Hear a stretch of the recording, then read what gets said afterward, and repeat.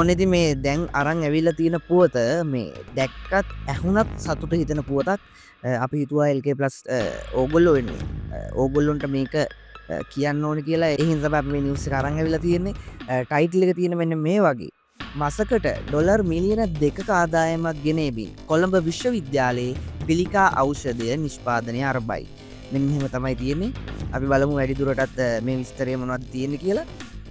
මීට වසර 3කට පමණ පෙර කොළඹ විශ්වවිද්‍යාලයේ පර්යේෂණ කණ්ඩායමක් විසින් හඳුන්වා දුන් පිළිකා මර්ධන ඖෂධය මේ වෙන විට පෞද්ගලික සමාගමක් ඔස්සේ නිෂ්පාදනය සහ බෙදා හැරීම ආරම්භ කළ තියෙනවා. කොළඹ විශ්වවිද්‍යාලයේ ජෛව රසායනික ජීවවේද සහ ජෛව තාක්ෂණ ආයතනයේ මහාචාර්ය සමීර සමරකෝන් තුන්වෙනිදා එකන ඊයේ දිනේදී පැවසූයේ ඖෂධය සඳහා රෝගීන්ගෙන් යහපත් ප්‍රතිචාර හිමි වෙන බවට සමීක්ෂණයකින් වාර්තා වී ඔප්පු වී ඇති බවයි. එමෙන්ම පිළිකා මර්ධන පෝෂක ඖෂධය වැඩිදියුණු කිරීමේ අරමුණින් පර්යේෂණය කිරීමින් පවතින බවත් මෙතෙක් සිදු කරනු ලැබූ පර්යේෂණයන් 4ක් මේ වෙන විට සාර්ථක වී ඇති බවත් ඔහු පවසනවා. එලෙස සාර්ථක වූ පර්යේෂණ 4 අතරින් පර්යේෂණ 2ක පත්‍රිකා වාර්තා මේ වන විට විද්‍යාත්මක සංගරා සඳහා පළ කිරීමට යවා ඇති බවත් මාර්ගගත ක්‍රමවේද ඔස්සේ එම පර්යේෂණය පත්‍රිකා නිරීක්ෂණය කිරීමේ හැකියාව පවතින බවත් ඔහු පවසනවා.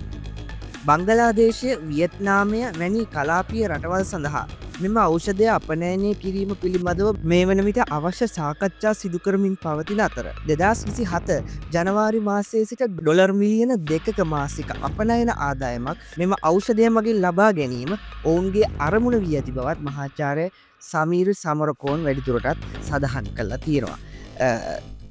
දැන්ට මේ ටික මොහොතකට කලින් නිවස් එකක් මන් දැක්ක පළ වෙනවා දවසකට 100කට අධික පිරිසක් පිළිකා රෝගීන් හම්බෙනවා කියලා ශ්‍රී ලංකාව ඇතුළේ.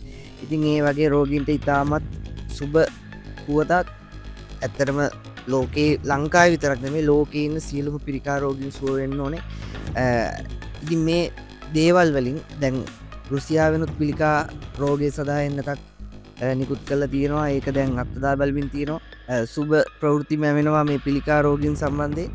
ඉතින් බලමු මේ වගේ ස්පෙෂල් නිවුස් විතරක් දැනගන්න LK+ YouTube නාලිකාව අනිවාර්යෙන් subscribe කරන්න. bell icon එකත් click කරන්න අමතක කරන්න එපා.